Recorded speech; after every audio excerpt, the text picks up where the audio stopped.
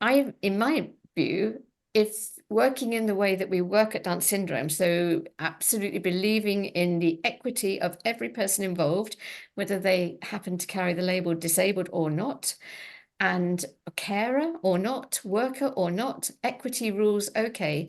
And there is no door. I was going to say the door is open, but there is no door. So inclusion is a given.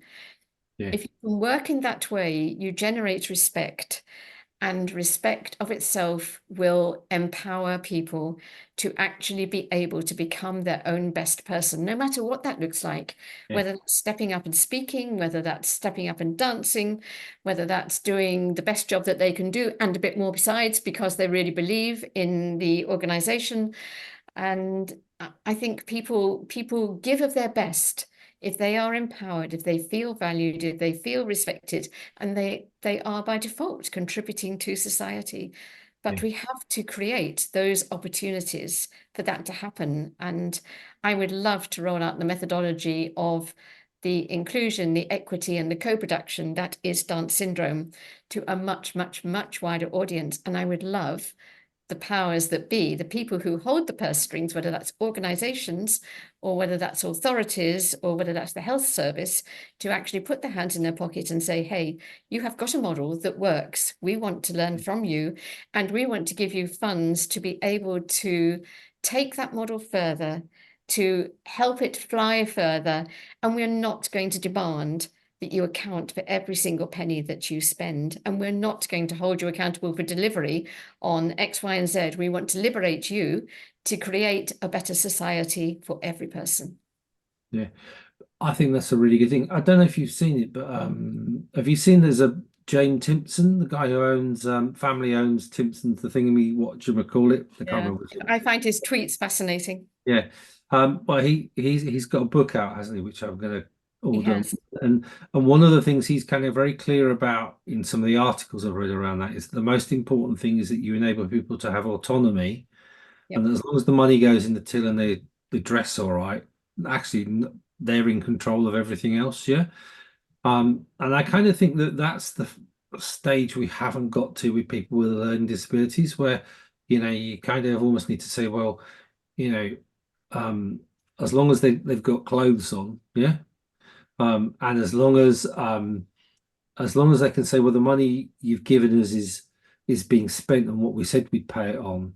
Actually, everything else is up to people because actually it's about we're definitely in a phase at the moment where we over account for things, don't we? Yeah. And I think of my colleagues in the NHS and the amount of reporting they have to do, or my colleagues in the local government and the amount of reporting they have to do. And I don't know this, nobody said this to me, but my guess would be is that probably at least 80% of that reporting is irrelevant, you know. Um, and and and actually, the key questions are very much what Timpson says is, is your workforce happy? Are your patients, your tenants, your clients, your people with lived experience, whoever, whatever labels you need to put on people, um, are they happy? Yeah, and if you can say, well, yeah, they're happy, and you might want to ask why they're happy, yeah, and some of the times you might be surprised of, but those are the key measures of success because happy people um don't go off sick. Yeah? Happy people enjoy what they do more and deliver more. Hence this thing about productivity at the moment. Yeah, I don't think you can measure productivity in the way that we measure it. I think you have to look at it you have to measure it in terms of happiness, which is a lot harder to measure, maybe, but I think that's just because we never really tried to measure it properly. Yeah. Um, and in my head, that if I was commissioning you, Sue, and Down syndrome, the thing I'd say is, well, do people like coming to do stuff with you? Yeah. I probably wanted to say more than just yeah, Jim. Because I'd be going, oh bugger, how do I report that back into my systems? Yeah. Yeah. We had 27-year gyms. Right, okay, all right, let's try and work that one out. Yeah. Um, but there's that thing, isn't there? We've almost got to a point now where we we don't trust people to do what they've said they're going to do. Yeah. And that trust is a really important part of relationships between organizations, between people, because let's be honest, you would not have been so successful if you and Jen didn't trust the people around you. Yeah. And you didn't have confidence that when they use a technical term, buggered things up, yeah, it's a technical term, yeah, that they weren't honest with you and told you about them, yeah. There's, I'll sharply say, there's one more bit about that. There was a big hospital in America that about probably 15 years ago was really worried that insurance claims against it for negligence was getting out of hand and it couldn't afford to pay the insurance claims anymore. Yep. So it said, well, why are we getting all these insurance claims? Yeah. And so they went out and talked to people, and a lot of the time it was that people said, well, the only way we can find out really what happened to our loved one is by suing you, because you just won't tell us. Yeah. What went wrong. Yeah. So the hospital realized it had this culture where the culture of the place was you don't ever admit to your mistakes. We can't ever be seen to be doing anything wrong. And because we can't be seen to be doing anything wrong, we can never tell people the truth. And people know when you're not telling the truth. Yeah. You know. So like, I'm really short. I'm only about 3 foot high. Yeah. Right. You can tell I'm not telling the truth. Yeah. Um, But so what they did was they said, okay, from now on, we're going to have a culture where when we make mistakes, we're going to explain to people exactly what we've done wrong and why. Yeah. And the amount of times they were being sued just fell exponentially, because people said it wasn't about suing you, it was about wanting to know the truth about what really happened. And once we got that, we didn't need to sue. It was never about the money. It was about wanting to know what really happened. And the reason I tell you to say that story is I think that really ties to that kind of relationship between people with learning disabilities and professionals. Yeah, is I don't think we often tell the people that we are working alongside or supporting. We don't give them, and their families, we don't tell them the truth in a really honest way. So like, say I was coming to see you, Sue, about Jen and you know, and it was about saying actually we just haven't got the money to do that, Sue. Yeah, right at the moment. Yeah. I'd probably be more likely to say, well, actually, we've assessed your needs and you don't meet the criteria, right? Well, what I should really say is I really think we need to help you, but at the moment we just can't afford it. We ain't got any money. Yeah. Is there anything else we can do? Yeah. And that's a much more honest conversation, isn't it? Yeah. I'm telling you the truth. We've got no money. Yeah. So what could we do when we've got no money rather than saying you didn't meet the criteria? Yeah. Gosh, yes. And so many people are just left high and dry, and well, they are actually told that they don't meet the criteria, aren't they? And they are told that there is nothing for them. And that's another whole hundreds of thousands of people who are being dismissed and marginalized purely and simply because somebody has decided that they're just not needy enough. Yeah. But yeah, I think then the reality is that people are not listened to. And until we learn how to listen, Yeah. and you cannot listen through a social worker coming out to see you and filling in a form and spending an hour with you, and on the strength of that, deciding whether or not you meet the criteria. Yeah. So, I mean, that is an absolute banal nonsense. And Yeah. then saying, oh, that if the person actually utters such words themselves, they have to take the person's word, not the word of the person who is supporting them, who actually can interpret the words that they are hearing, but they have to take the person's word literally. I Yeah. mean, how nonsensical a situation is that when you have got somebody with a severely impacted IQ and only their word is good enough for the person on the receiving end? I mean, that is just pure and utter nonsense. You may as well go and interview a parrot sometimes and say, well, parrot said, therefore. I mean, it is just absolutely ridiculous Yeah.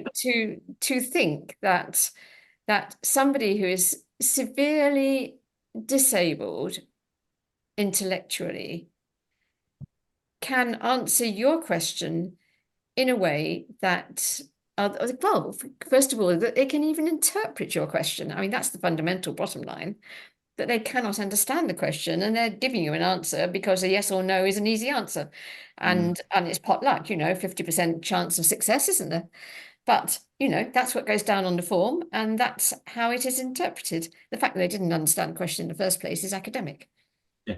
It's that thing, isn't it? Is that there's choice and there's informed choice. And giving someone a choice that they don't understand isn't a choice. No, in no shape or form.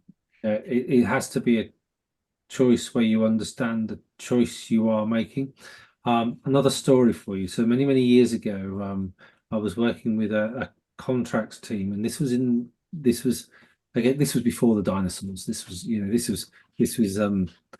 way before the dinosaurs. It's when amoebas were invented. Yeah. And there was something then, there was a way of thinking then that was called social role valorization. Have you come across that? I've heard of it, but I know nothing of it. This was in the 1980s, yeah. Yeah. So I've been around far too long. It became a normalization. Have you heard of that? No. So social role valorization became normalization, which became I don't know what it became actually, but it's a philosophy that really kind of does underpin quite a lot of the way in which services that support people with learning disabilities work these days, which is about seeing people as equal, valuing people, and all of that kind of thing. But I can remember I was visiting this very small home where 4 people with learning disabilities lived. And being told by the organisation, no, we don't need to send anybody on any training about how to support and work with people with learning disabilities because we've all been social valorized here. And I thought, so you've taken a very technical term of one way of describing things at this moment in time, and you've decided that that's the way that you're going to do everything, but you're not actually going to help people to understand what it is that they're doing. You're just going to say we've all been social valorized. And I think that's some of the challenge. The reason I'm saying that, sorry, is I think that's still some of the challenge today. That we say that we understand things and that we're doing things in a certain way and that we're co-producing things and we're working alongside people rather than at people, if that makes sense. Yeah. But actually, we have to continuously challenge whether or not we really A, understand what we're doing, and B, whether or not what we're doing is actually to the benefit of the people we're supporting. And at the same time, we have to be honest with ourselves about what the benefit is to us, because actually it's okay, for your non-disabled members of Down syndrome, it's actually perfectly okay for them to get something out of it as well. It doesn't have to be it's about them self-sacrificing themselves or anything like that, if you know what I mean. And it's not about working for people or supporting people. It's about, or with people. It's just about being alongside someone and about being equal in everything you do, but also recognizing that each of you will have different strengths and talents. Now, I don't know if Jen can read, yeah, right? Because a lot of people with a learning disability can't read, yeah. So, but if they've got somebody working alongside them who can read, but's crap at dance, yeah, but wants to learn, they bring requisite skills and knowledge that they can both learn from each other, don't they? Yeah. So, I can read this and tell you what it means, and you can explain to me what it means in a dance form. Yeah. So I kind of often think that we need to get away from thinking about how do we support people or how do we empower people and how we work alongside people, because actually we're supporting and empowering each other. Hello, I'm Jim Thomas, and I have spent most of my working career working on all sorts of different training and education stuff in every aspect of health and social care you can think of. I have a terrible inability to think in straight lines.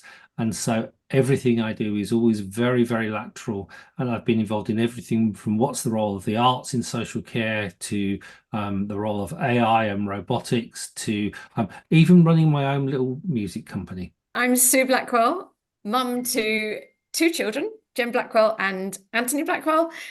And together we have forged 42 years of being a family. Down Syndrome is the charity that we set up where dancers with learning disabilities are the leaders.